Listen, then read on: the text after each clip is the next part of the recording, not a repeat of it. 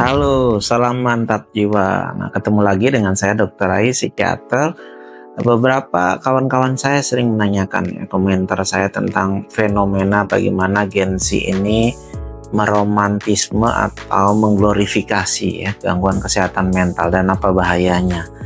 Gen Z ini kan kita sering katakan bahwa orang-orang yang lahir di tahun 90-an hingga awal 2010-an itu memang seringkali ada upaya-upaya mengangkat atau mempopulerkan gangguan kesehatan mental itu di media sosial atau di dalam budaya pop dengan cara yang kesannya memuji, meromantisasi atau menganggapnya sebagai sesuatu yang keren atau tren. Nah, itu sebenarnya cukup berbahaya kalau arahnya ke sana.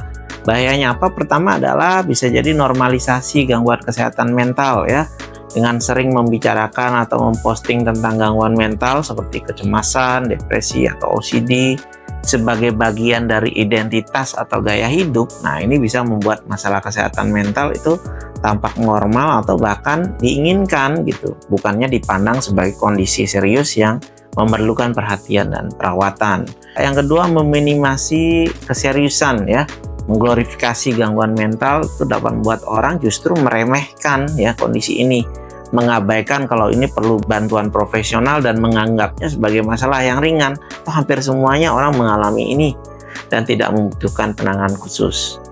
Yang ketiga, ada misinformasi glorifikasi ini biasanya disertai dengan penyebaran informasi yang nggak akurat tentang gangguan mental dan dapat membingungkan orang lain atau menyesatkan mereka yang sebenarnya malah membutuhkan bantuan Kemudian ada stigma terbalik. Nah, kalau sebelumnya kita sering membicarakan soal stigma pandangan buruk terhadap gangguan kesehatan mental, bisa jadi glorifikasi ini meningkatkan stigma terbalik Daripada kita mengurangi stigma, ternyata glorifikasi ini dapat menciptakan tekanan sosial untuk memiliki atau mengaku memiliki masalah kesehatan mental sebagai cara untuk merasa diterima atau mendapatkan perhatian yang pada gilirannya bisa menyulitkan mereka yang benar-benar menderita untuk bicara secara jujur Saking banyaknya orang mengaku mengalami begitu, akhirnya yang benar-benar merasakan begitu jadi terpengaruh jadi mengalami kesulitan.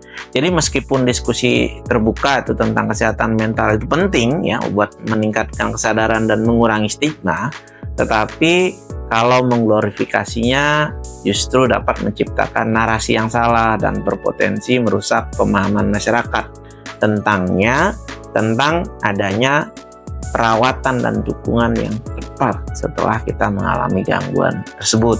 Jadi hati-hati teman-teman untuk share atau berkomentar atau justru testimoni terhadap apa yang terjadi pada keadaan kita.